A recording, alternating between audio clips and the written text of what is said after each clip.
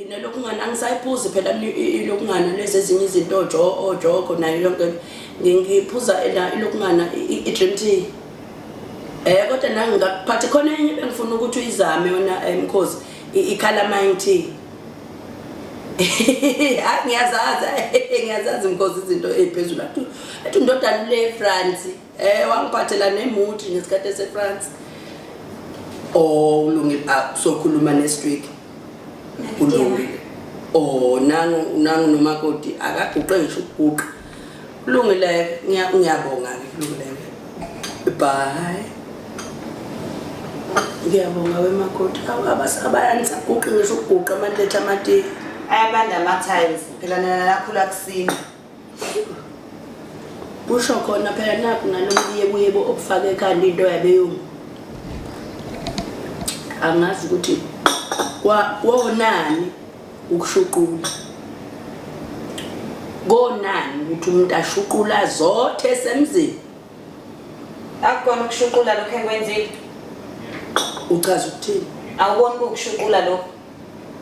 Cha ngibona ubuye. Phela umuntu ngene esitolo athenga isigqoko sakhe nami ngangena esitolo ngathanda nasi isigqoko. Manje ukuthi wena uthanda iduku sekufaya kube inkinga yami. Uyangijwayela kodwa ma. Kahle-ke wentombi kaJosiah uyayibona ukhuluma nobani? Ngiyayibona ma. Ngakusalela indoda usuzokhuluma kangena nami. Kodwa ma urongo ukuthi ungangitshela ukuthi mina angishuqulile ubona ngisifakile nami isigqoko sami. Cha faka noma iduku ngaphezulu noma ibharethi. Ngoba nini umahluko? Uyahloniphisa semzini la. Uhloniphisa ngani? Angithi nalesi safika nabelungu nebharethi yafika nabelungu. Ubani ko decide ukuthi siphe sabelungu ekufanele sisithathe? Unandi wayithatha phi ibharethi? Waweza wena kuthi umkabayi ubegqoka ibharethi. Ungazodlala ngami ma. Usiyadelela njalo emakhodi. Ngihambe ngithatha zonke izinto zabelungu lezi bese ngizenze ezeni. Sekunokudelela phakathi njalo lokho kusho. Mawukuthi umZulu omkhulu ufuna ukuhlonipha, awuthathi ngani inhloko uyifake ekhanda. Mefuna ngibe umZulu-ke mina ngizohamba ngamabele la ekhishini ngoba kwaZulu umuntu wesifazane uhamba ngamabele babengekho brand ekhipha. Yazi ukuthi mangakutshela umyeni wakho yonke into isho wena ophelelwa umena Ngabulala nawe. Awawukhona wentombi yomuntu.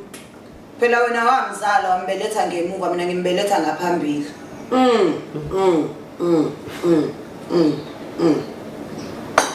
Ngabubani ngiyo.